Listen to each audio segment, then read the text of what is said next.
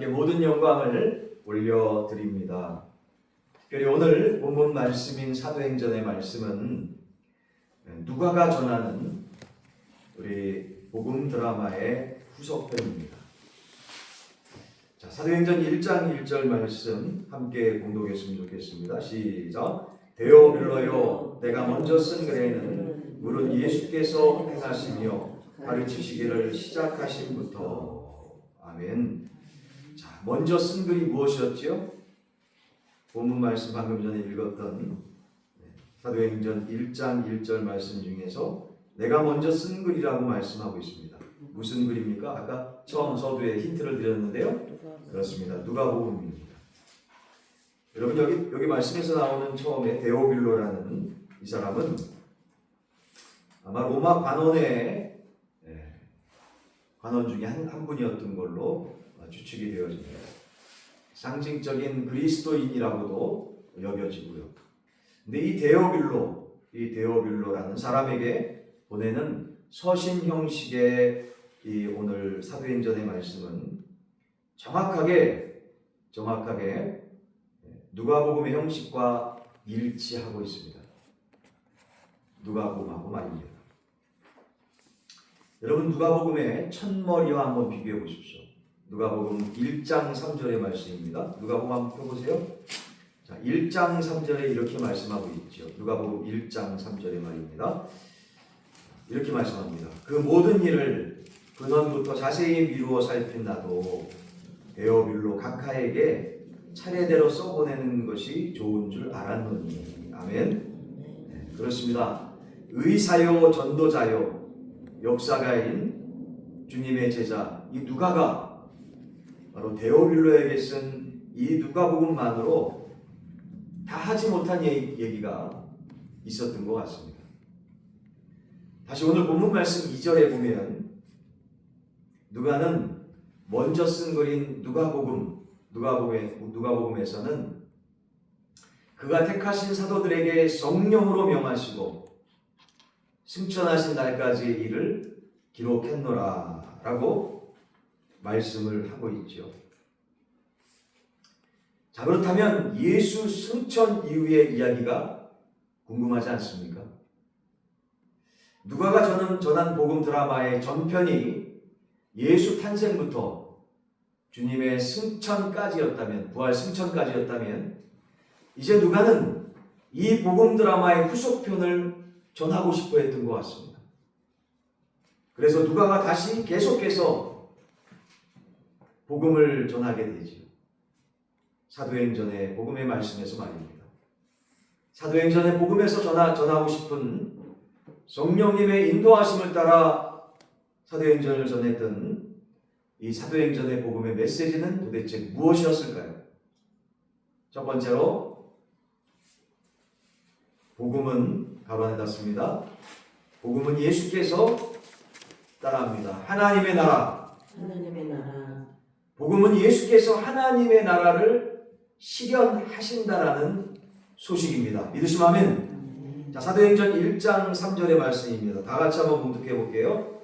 시작. 그가 고난받으신 후에 또한 그들에게 확실한 많은 증거로 친히 살아계심을 나타내사 40일 동안 그들에게 보이시며 하나님 나라의 일을 말씀하시니라. 믿으시면 아멘. 그렇습니다. 십자가에서 죽으시고 부활하신 후에 예수께서 승천하시기까지 이 40일을 이 땅에 계시면서 하신 일이 무엇일까요?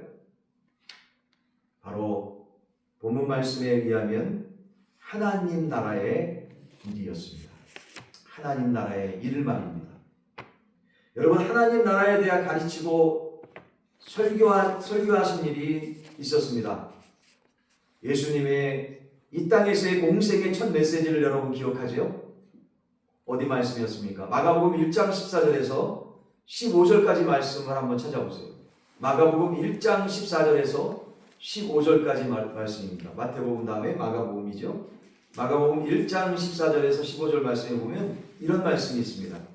요한이 잡힌 후 예수께서 갈릴리에 오셔서 하나님의 복음을 전파하여 이르시되 때가 찼고 하나님의 나라가 가까이 왔으니 회개하고 복음을 믿으라 하시더라. 할렐루야. 아멘. 하나님의 나라가 가까이 왔으니 회개하고 복음을 믿으라. 여러분, 복음은 하나님의 나라가 가까이 왔다라는 소식 아니겠습니까? 예수 그리스도께서 주신 모든 교훈의 핵심이 바로 따라해보겠습니다. 하나님의 나라, 하나님의 나라였다는 것입니다. 여러분, 마태복음 13장은 흔히 하나님 나라의 비유의 장으로 우리는 기억하고 있지요. 마태복음 13장 말입니다. 하나님 나라의 본질이 무엇일까요? 한마디로 따라해봅니다. 하나님의 통치. 하나님의 통치. 그 나라의 주인 되어 주시고 왕이신 하나님, 왕이요 그 나라의 주인 되어 주신 하나님께서 통치하는 그 나라가 바로 하나님의 나라라는 것이죠.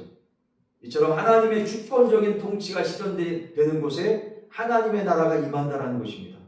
그래서 예수님은 주기도문을 보면, 주기도를 보면 우리가 드릴 가장 중요한 기도가 바로 마태복음 6장 10절에 기록되어 있는 것처럼, 마태복음 6장 10절에 기록되어 있는 것처럼 나라가 임하시오며 뜻이 하늘에서 이루어진 것 같이 땅에서도 이루어지리라 라고 말씀을 통해서 가르치시죠.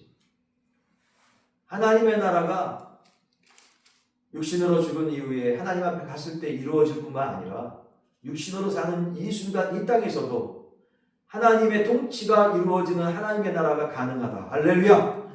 라고 말씀해 주시는 건 아니겠습니까? 이 땅에서 사는 날에도 그렇고 이 땅을 넘어서 주님 앞에 주님과 동행하는 하나님의 나라, 천국에서의 삶도 동일하게 하나님의 나라가 이루어지기를, 하나님의 통치가 이루어지기를 우리 주님께서는 하나님의 자녀들에게 가르치셨다라는 것이죠. 그렇습니다. 사도행전은 예수의 복음이 전파되면서 더 많은 사람들이 예수를 주로 영접하고 예수를 주인으로 영접하고 로드로 영접하며 주님이 다스리심을 따름으로써 그 결과 이 땅에 하나님의 통치 영역이 어떻게 확장되어 가는지를 보여준다는 사실입니다. 다시 말해서 따라해봅니다. 복음의 소극적인 영역, 복음의 소극적인 영역, 미시적인 영역은 개개인마다의 구원을 다루고 있습니다. 예수 그리스도를 믿으면 하나님의 은혜 가운데 믿으면 우리가 구원함을 받습니다. 할렐루야! 영접하는 자 곧 그 이름을 믿는 자들에게는 하나님의 자녀가 되는 권세를 주셨다라고 말씀합니다. 구원받을 수 있다는 것이죠. 요한복음 3장 16절은 말씀 내용을 구구절절 암송하지 않더라도 여러분 너무나 잘 아시기 때문에 예수 그리스도를 믿으면 구원받는다는 말씀 아니겠습니까? 계속적으로 말씀하고 있는 이 개인의 구원에 관한 부분들은 복음에 있어서 미시적인 부분, 소극적인 부분이라고 말씀하고 있습니다. 자, 그렇다면 복음에 있어서 적극적인 부분들, 좀 포괄적인 부분들, 광역적인 부분에 있어서의 복음은 무엇일까요? 그것은 바로 예수 그리스도를 믿고 하나님의 자녀가 된 자들이 영적으로 삶 속에서 복음을 누리는 것입니다. 할렐루야! 말씀대로 살아내는 놀라운 열매들이 풍성한 그러한 신바람 나는 주 안에서의 삶이 아닌가 오늘 말씀은 우리에게 깨달음을 주고 있습니다. 적극적인 복음의 영역이라는 것이죠. 다시 말해서 쉽게 포괄적으로 얘기한다면, 단적으로 얘기한다면 따라해보겠습니다. 주님의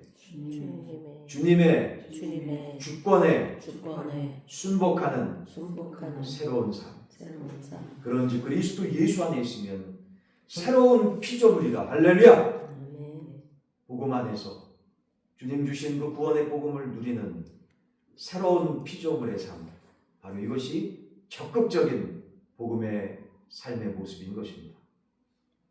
우리의 죄사함과 구원을 위해 예수께서 죽으셨다면 우리의 새로운 삶을 위해 예수 그리스도께서 부활하신 줄로 다시금 깨닫고 믿습니다.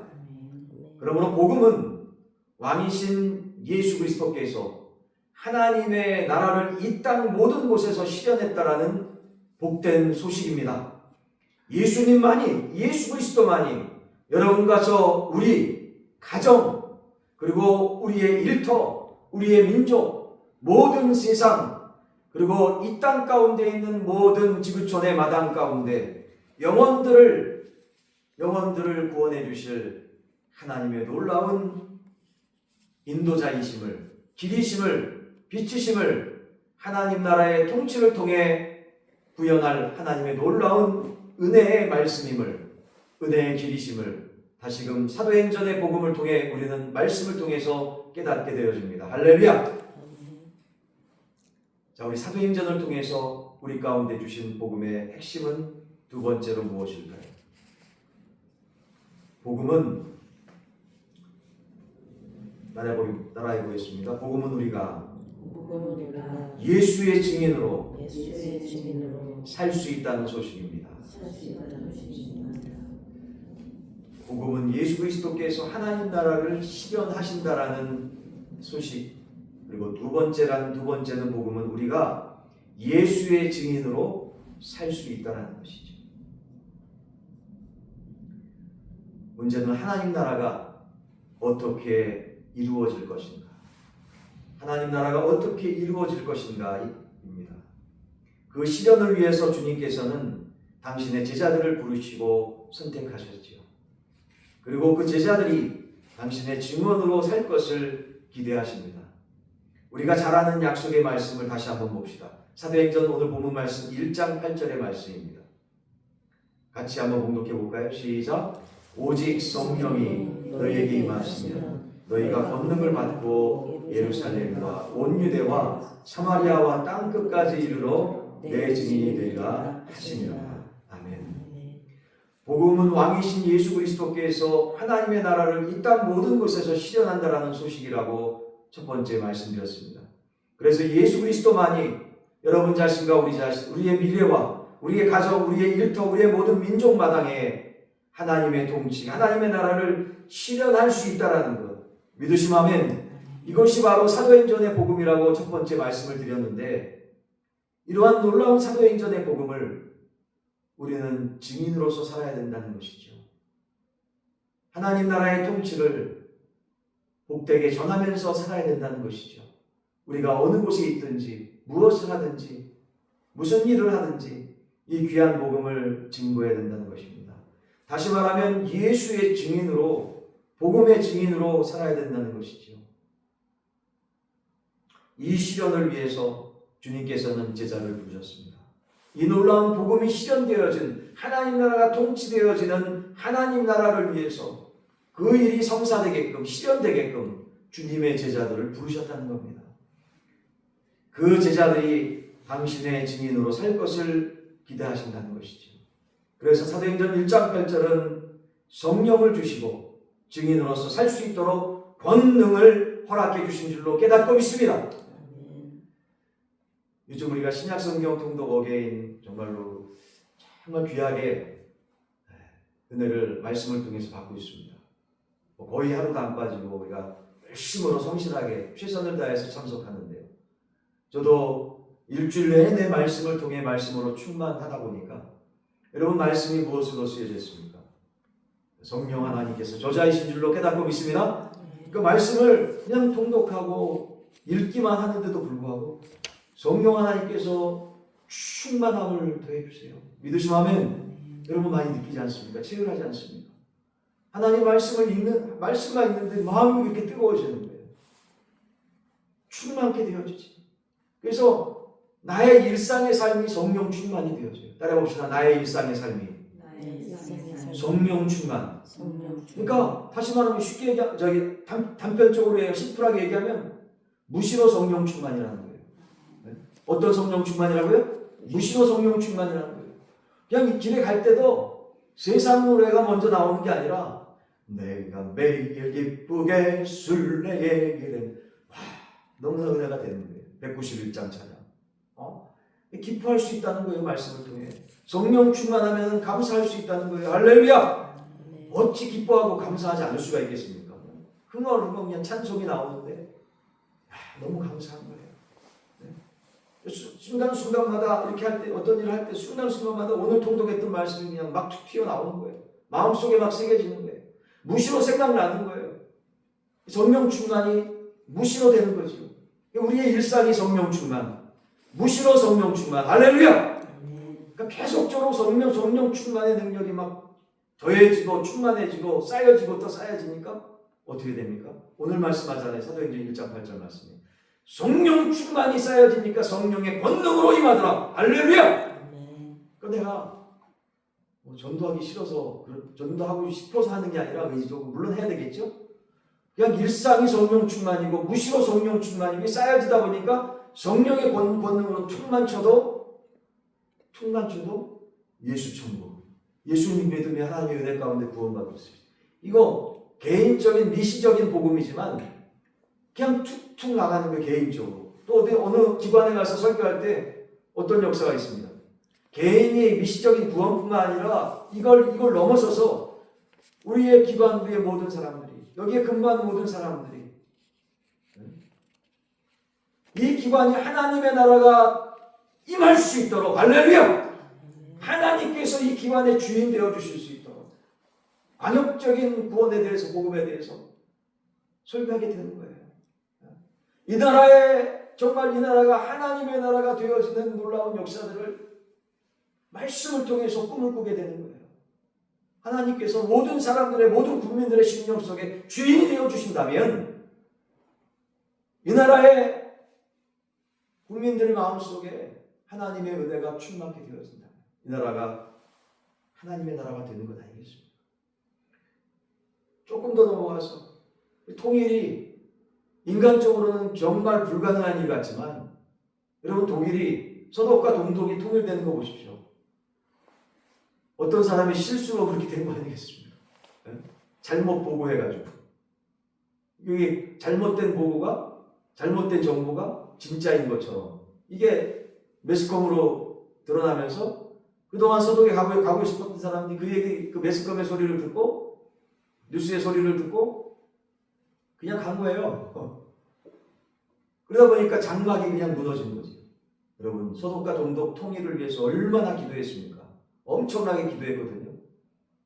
우리도 성령 충만, 성령 능력받아 기도하면 통일도 이루어지는 그날 하나님께서 허락해 주실 줄로 깨닫고 믿습니다. 그렇습니다. 성령 충만, 은혜 충만, 말씀 충만, 성령의 능력받아 복음을 증거하는 사람이 누굽니까? 바로 따라해 봅니다. 증인. 네, 오늘 본문 말씀에 보면 증인이라고 말씀하고 있죠. 자, 여기 1장 8절 말씀에 보면 증인이란 말에는 마르티레스, 헬라어 마르티스라는 그 뜻이 있습니다. 이것은 뭡니까? 순교적인 증인이다 라는 뜻이 있어요. 영어의 순교자, 마르터가 이 단어에서 나온 것입니다. 마르티레스라는 이 단어를 통해서 마르터라는 순교자라는 뜻이 나온 거죠. 이 단어가 나온 거죠. 문자 그대로 목숨 걸고 증거하는 사람이 될 것을 기대하신 것 아니겠습니까? 그리고 문자 그대로 우리 선배들 가운데 무수한 이들이 목숨을 걸고 복음을 증거한 결과 오늘 우리에게도 복음이 전해졌다는 사실이 아닐까요? 사도행전은 그야말로 그 최종 증인들의 모습을 우리에게 보여주고 있습니다. 사도행전 7장에 보면 오늘 통독했지요? 5장, 6장, 7장 통독하지 않았습니까? 사도행전 7장에 보면 어느 집사님이 나옵니까? 스데반 집사님이 나오죠. 돌로 쳐 죽임을 당하기까지 예수님을 증거하다가, 복음을 증거하다가 마지막에 주 예수여 내 영혼을 받아주시옵소서라고 주님 앞에 나아가지 않습니까? 사도행전 7장 59절의 말씀인데요. 이 기도와 함께 자기의 영혼을 주님 앞에 바치는 순교의 모습을 정말 도전을 받으면서 보게 됩니다.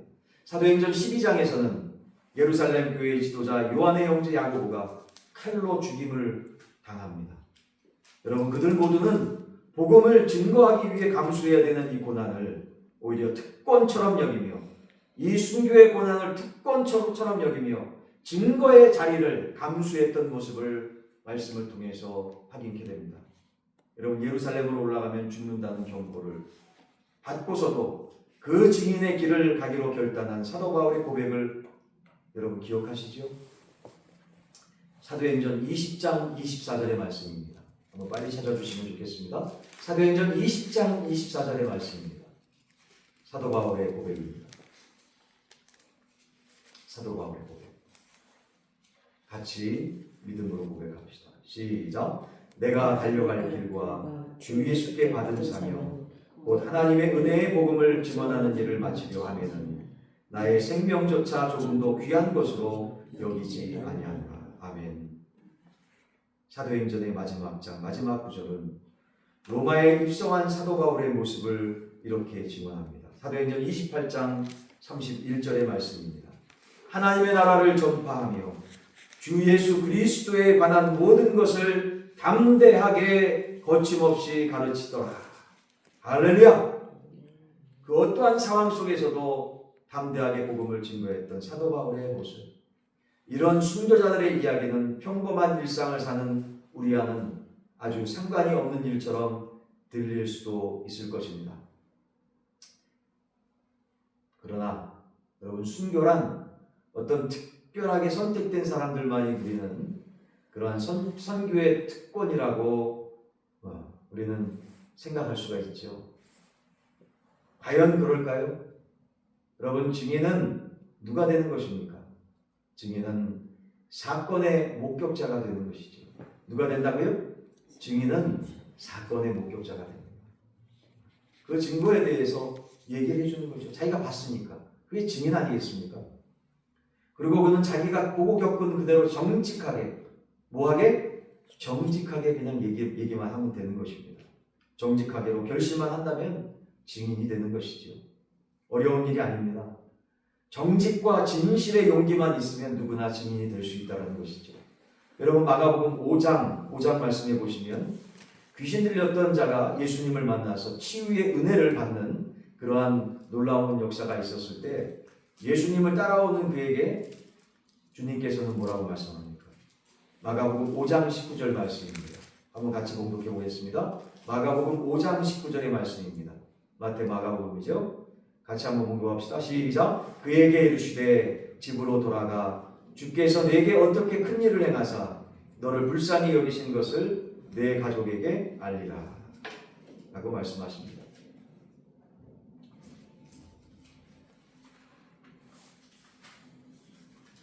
마가복음 5장 19절 말씀입니다. 5장 19절 같이 한번 다시 봉독해 볼게요. 시작. 허락하지 아니하시고 그에게 이르시되 집으로 돌아가 그에게 내게 어떻게 주께서 내게 어떻게 큰 일을 행하사 너를 불쌍히 여기신 것을 내 가족에게 알리라 하시니. 아멘. 자, 뭐라고 말씀합니까? 제가 앞에 부분은 생략해서 읽었는데 뭐라고 말씀하셔요? 집으로 돌아가서 주님께서 내게 어떻게 큰 일을 행하사 너를 불쌍히 여기시고 너를 치료해 주셨는지 내 가족들에게 먼저 가서 알려라. 가까운 사람한테 먼저 가서 알려라. 이렇게 말씀하지 않습니까? 그냥 알리는 거예요. 지금 나에게 겪었던 일들을 그냥 알리는 거예요. 여러분, 그것이 바로 증인의 삶인 것입니다. 주님께서 어떻게 나를 구원하셨는지, 나를 어떻게 고쳐주셨는지, 어떻게 내 기도를 응답해 주셨는지, 어떻게 오늘까지 나를 인도해 주셨는지 있는 그대로 말하면 됩니다. 매일매일 성경 말씀을 통독합니다. 통독하면서 여러분 은혜를 많이 받지 않습니까? 은혜 받으면서 여러분 기도합니다. 말씀 붙잡고 기도합니다. 기도하다가 말씀 붙잡고 기도하면서 말씀의 응답을 받습니다.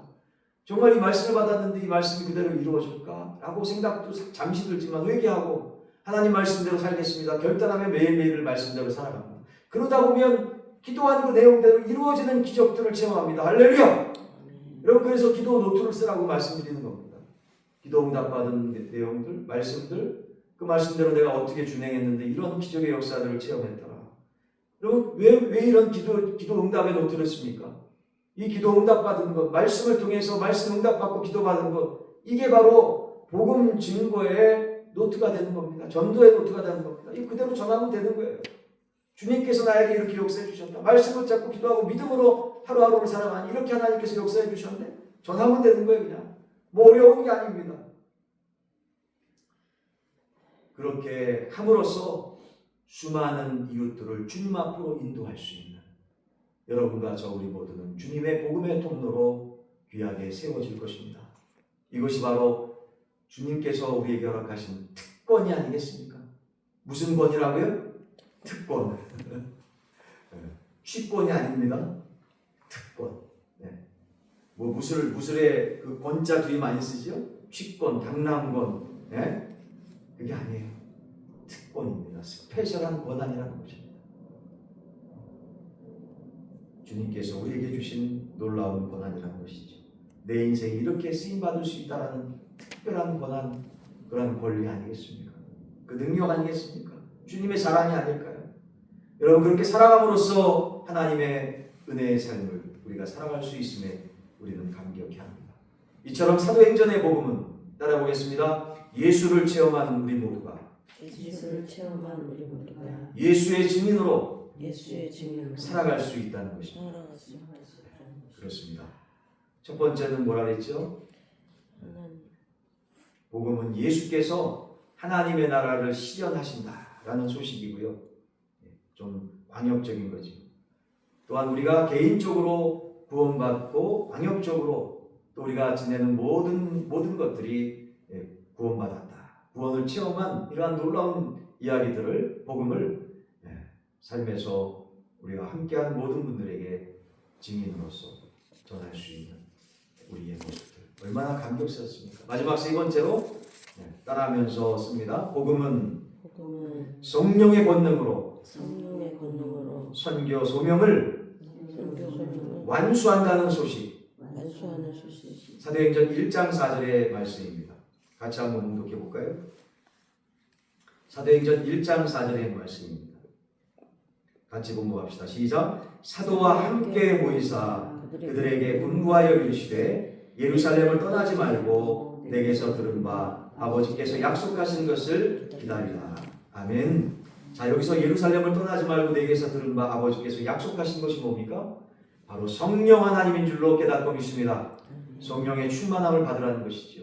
그래서 일상이 무시로 성령의 충만함을 받고 성령의 권능을 받아 선교의 사명을 잘 감당하라는 주님의 말씀인 줄로 깨닫고 믿습니다. 그렇습니다. 그래서 성령 충만을 받으려고 예수님의 12제자뿐만 아니라 제자들 120명이 마가의 다락방에 모여서 기도하며 성령 충만을 사모하며 기도했어요. 말씀 붙잡고 기도했습니다. 그래서 사도행전 2장 말씀에 보면 마침내 성령님께서 한 영혼 한 영혼에게 임하셨어요. 할렐루야! 여러분, 그 결과를 한번 보십시오. 사도행전 4장 31절의 말씀입니다. 펴보세요. 사도행전 4장 31절의 말씀입니다. 같이 봉독해 보겠습니다. 사도행전 4장 31절의 말씀 시작. 다음에 모인 곳이 진동하더니 우리가 다 성령이 충만하여 담대히 하나님의 말씀을 전하니라. 아멘. 성령이 충만하여 담대히 하나님의 말씀을 전할 수 있도록 충만이 권능이 되더라. 이처럼 성령 충만과 성령의 능력의 그 궁극적인 결과가 바로 사도행전의 드라마를 연출한 것인 줄로 확실하게 깨달아집니다. 복음이 예루살렘에서 유대로, 사마리아로, 또 복음이 소아시아로, 복음이 유럽으로, 복음이 북미로, 아시아로, 그리고 마침내 조용한 아침의 나라 대한민국의 한국에 이르기까지, 조선에 이르기까지 하나님께서 인도해 주신 줄로 말씀을 통해서 다시금 깨닫고 믿습니다. 그래서 사도행전을 따라봅시다. 성령행전, 성령행전이라고 우리는 부르며 성령행전이 되어진 것이죠. 아직도 끝나지 않는 선교 미안성입니다. 이 미안성을 완수하기 위해서 하나님의 백성들이 오늘도 불철주야 말씀을 붙잡고 기도하며 성령의 충만을 사모하며 성령의 충만받고 성령의 권능을 얻을 수 있도록 기도하고 있는 것 아니겠습니까? 그러기에 우리는 성령의 권능을 얻기 위해 성령의 충만을 사모하여 날마다 말씀 붙잡고 기도해야 될 줄로 다시금 깨닫고 믿습니다. 그날이 오기 전 성령이 일하실 마지막 땅끝은 어디일까요? 주님 오실 때 주님 오실 수 있도록 주님을 소망하며 주님 다시 이 땅 가운데 오실 그날을 바라보며 이 땅의 마지막을 이루어 주실 주님 다시 오실 그 땅끝은 어디일까요? 주 안에서 사랑하는 성도 여러분, 복음은요 우리의 힘이 아닌 성령의 권능으로 우리가 선교 소명을 마침내 그 땅에서 완성하게 될 때 주님께서 얼마나 기뻐하시겠습니까? 지금은 그 복음의 증인이 되기 위해서 우리 자신을 온전히 깨어서 말씀 붙잡고 기도하며 준비할 때가 아닌가 싶습니다. 복음을 위해서 온전히 준비하셔서 복되게 쓰임받는 주님의 복음의 일꾼들 다들 되시기를, 제2의 사도행전의 초대교회 당시에 귀한 하나님의 백성들 다 되기를, 우리 빛과 사랑의 교회 되기를 주의 이름으로 간절히 축원합니다. 이 시간